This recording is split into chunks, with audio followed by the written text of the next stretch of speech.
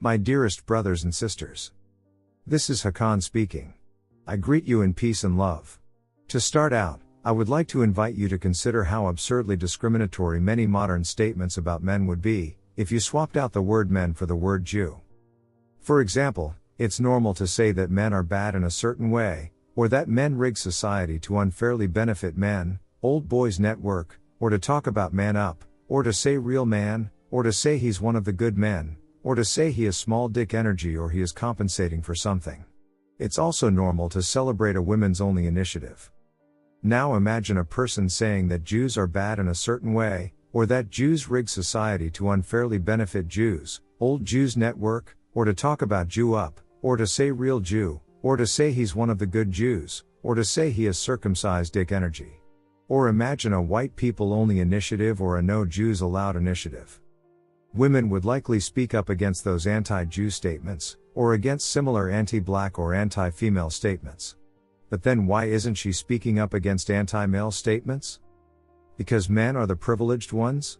They're not, if we're talking about the West in 2025. And obviously, collective punishment isn't justice.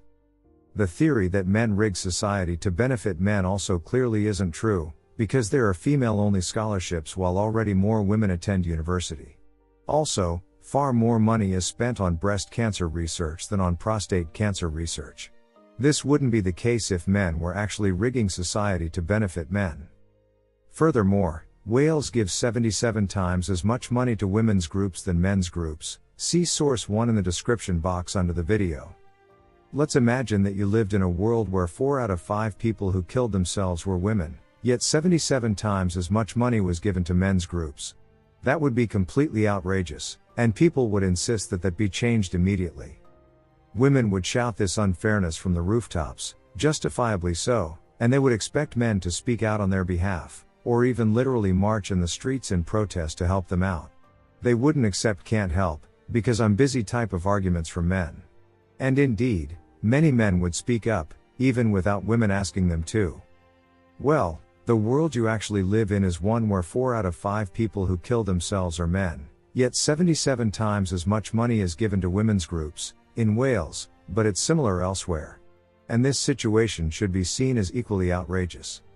If women want equality, then the same expectation should be placed on women that in this case they speak out to support men, and that they speak out to demand an end to structural unfairness against men. Indeed, men who speak out for men's rights don't get listened to, and they may get fired from their job for it. Even the term men's rights activist is a dirty word that's thought of as more or less a synonym for woman hater. So men can't fix this issue by themselves, they need women to help them. Because while people won't listen to men saying it, they will actually listen if a woman says we should treat men better. Now yes, there also exist individual, isolated men who discriminate against women. And that is bad. But it's not nearly of the same caliber as the structural, governmentally supported anti-male discrimination that exists. Plus, everyone already agrees that anti-female discrimination is bad, and judges will convict people for provably engaging in it. However, many people don't see anti-male discrimination as bad, and judges actually join in on the discrimination against men, for example by structurally giving women lighter sentences than men for the same crimes.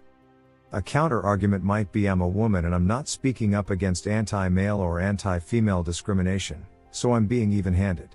That's not actually being even-handed, because if you live in the West in 2025, you live in a society that doesn't structurally discriminate against women but does structurally discriminate against men. If your group is privileged because the other group is being discriminated against, then it's not even-handed to just keep quiet. Maybe it was fair that 100 years ago women only pushed for women's rights. But it's not fair today. Now, I do get that society is harsh on women, and that it is in some way uniquely harsh on women, and that women are scared. But on the whole, society is even harsher against men than it is against women. Again, see for example the fact that 4 out of 5 people who kill themselves are men. And blaming that on men's poor choices would be a milder version of pointing to black people's poor choices back when courts and governments were structurally and openly discriminating against them. It's victim blaming.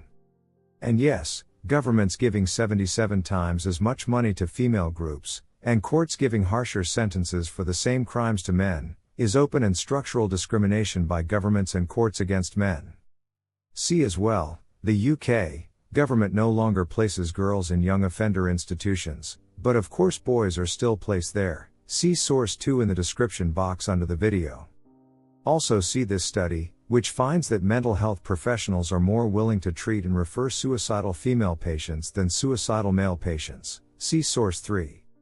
Even purely for women, this is bad in the medium term. First of all, those suffering men are your husbands and sons and nephews and fathers, and are the future husbands of your daughters. Second, if one gender is mistreated, that negatively affects the other gender too. This is true both on a subtle spiritual level, but also just on the practical level that men do the vast majority of the heavy, dirty, dangerous work that is needed to keep society running.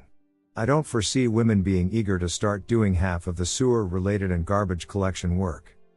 Third, this female unfairness, and the silence from the majority of the good women on the matter, will turn people against women in general in the medium term.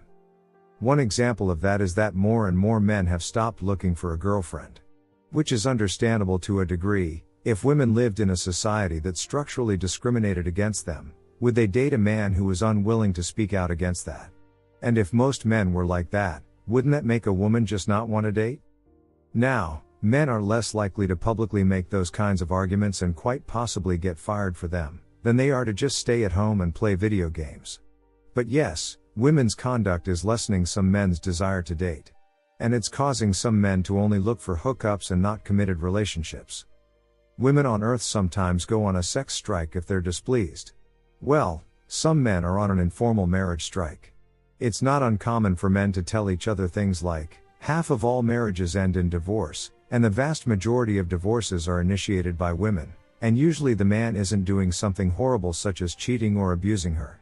So then, why sign a contract that the other party is rewarded for breaking? You shouldn't. So, don't marry. If you want sex, just find a hookup. If you don't believe me, Helen Smith wrote a book titled Men on Strike: Why Men Are Boycotting Marriage, Fatherhood, and the American Dream, and Why It Matters. So women's mistreatment of men is in the medium term hurting women too. Or to give an extreme example of this rising anti-female sentiment, it's getting more popular among some young men to express among themselves the opinion that women shouldn't be able to vote. Sometimes this is formulated as repeal the 19th, referring to the US 19th Amendment. Now that is absolutely a minority position, but if men get painted as the societal evil anyway, and if they feel that women are unfair against them, which women currently are, and that women vote in left-wing ways that are detrimental to the country, then women shouldn't be able to vote isn't a justified position, but it is an understandable one. While I don't think that the female vote will actually get taken away, I can see the gender war becoming even more extreme in the future, absent outside events or interventions. And if you don't think there's a gender war going on right now, the bitter left-right divide in politics is sort of a gender war in disguise. The solution to this rising anti-female sentiment among young men isn't to ban speech or to police young men, or to try and stop young men from talking to each other. The solution to this is to actually be fair. Also, when our galactic decision makers discuss among themselves whether Earth humans are ready for open galactic context, then usually some of them will argue, not yet, because Earth humans haven't even learned to be fair to Earth humans of another race or sex, so clearly they're not ready for galactic contact. Certainly this isn't the only consideration, and not all of our decision makers think this way. But yes, the way that men are treated on Earth is one of the factors that is slowing down open galactic contact. Suppose you were us. Would you think that a world was ready to be part of galactic civilization if their popular culture, popular discourse, governments and courts openly and structurally discriminated against women? You might think, wait, we're not discriminating like that against women, we're discriminating like that against men. Yes, but that's equally bad in our eyes. We view discrimination against men as being just as bad and abnormal as discrimination against women. A whole lot of especially young men are leading lives of quiet desperation. Things aren't as bad on average for slightly older men, although things certainly are still not great for them. However, things are really awful for young men especially. Now yes, Earth women do carry around ancestral trauma and that is impacting their behavior. On one hand, I genuinely am terribly sorry about how Earth women have been treated historically. It is awful and completely unacceptable. And of course, some individual men even at present mistreat women in absolutely horrible ways. Still, ultimately, being abused doesn't justify you turning into an abuser yourself, or becoming callous about the suffering of people who were born into the same group as that abuser was from. That is a very common pattern, but it's not justified. The idea that specifically women should be helped is motivated by the argument that it's mostly women who are the victims of violence or rape. But that argument is overblown. Men are more often the victims of violence than women are. Source 4 states that in non-reciprocally violent relationships, women were the perpetrators in more than 70% of the cases. Similarly, Source 5 reports 5.5% of men and 4.5% of women experiencing physical violence by an intimate partner. So more men than women are physically abused by their intimate partner. Similarly, Source 6 states, results showed that 2.9% of men and 1.7% of women reported experiencing physical and/or sexual IPV, intimate partner violence, in their current relationships in the last 5 years. And Source 7 states that probably more American men than women are raped if you include prison rape in the statistics. Perhaps you're wondering how this can be true because stories you hear around you are from female victims and rarely from male victims. Well, it's because female victims get sympathy and help when they speak out, while male victims are seen as pussies and weak men, or perhaps as guys who got lucky because a woman decided to rape them. So male victims often just don't say anything. If they do, things only get worse for them. 4 out of 5 people who kill themselves are men. Is that starting to make more sense now? Lives of quiet desperation, indeed. So the image isn't true that violence and rape is nearly always done by a man to a woman. But then why should nearly all the help and consideration and protection go towards women? How bad does it need to get before people start being willing to give equal help to men? Now a counterargument might be, overall it's still mostly men who are raping and committing violence. And that's true, although it's not nearly as true as people think it is. I just gave 3 sources indicating that domestic abusers were usually women. European queens also waged more wars than European kings. But yes, violent criminals are usually men. However, black people also disproportionately commit more crimes. It's not logical to say men being violent criminals more often proves that men are bad, but black people being violent criminals more often only proves that they are victims of prejudice and oppression and we should help them. It's also not logical to say men being violent criminals more often proves that they are bad. But several pieces of research showing women being domestic abusers more often doesn't say anything about women. It contradicts my current worldview, therefore I don't believe it. This whole women are wonderful and are the victims, men are thrash and are the perpetrators is just an irrational prejudice. That's all it is. Transgender people who transition from male to female sometimes say that they feel they lost their right to be seen as human by transitioning. So in other words, when people saw them as women they were treated as human. And that ended when people started seeing them as men. Other female to male transgender people say that they were shocked when suddenly people started treating them as monsters.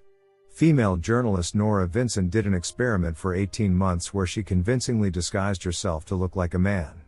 Later in life, she killed herself. Next up, women demanded equality. And women have gotten equality. But equality also means equal responsibilities. And responsibilities aren't things that you can just skip if you don't feel like doing them.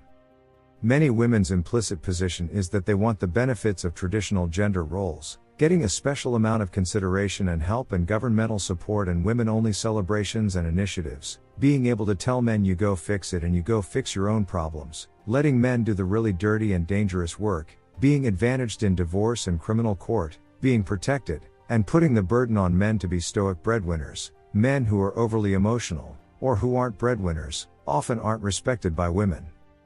But many women don't want the responsibilities of traditional gender roles, letting men be the head of the household, letting men be the only ones who vote, and needing to give respect and support to non-criminal men. Many women also want the benefits of equality, and fair enough, they don't want to be discriminated against in any way, and they expect men to speak out if there is structural discrimination against them. But many women refuse the responsibility of equality. They're not willing to speak out when men are the ones being structurally discriminated against. Even though men can't speak out, they're ignored or fired if they say anything. This isn't reasonable. You can't just say I get to have the benefits of traditional gender roles, but not the responsibilities of traditional gender roles. And I get equality, but men don't get equality. I want the benefits of equality but not the responsibility that comes with equality.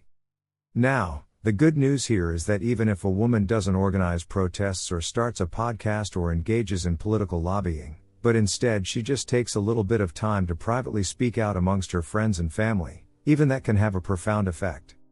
After all, women aren't evil. Most women, and most men, are just largely unconscious and are simply doing what's normal and expected. And if a number of women say that how men are currently being treated isn't normal, then light and awareness is brought to people, and people have the opportunity to start acting in a conscious way. A few people speaking the truth can have an outsized effect, because it creates awareness and it stops people from just unconsciously doing the normal, discriminatory thing. Even if you think of yourself as a normal person, you can have a large positive impact. And no one expects you to fix society all by yourself. All that people expect is that you do your best and that you contribute your piece to the whole. After all, many other good-hearted people are working alongside you. Even if you don't yet realize that you can move mountains by yourself, certainly you can move mountains together. With all my love. Your star brother, Hakann.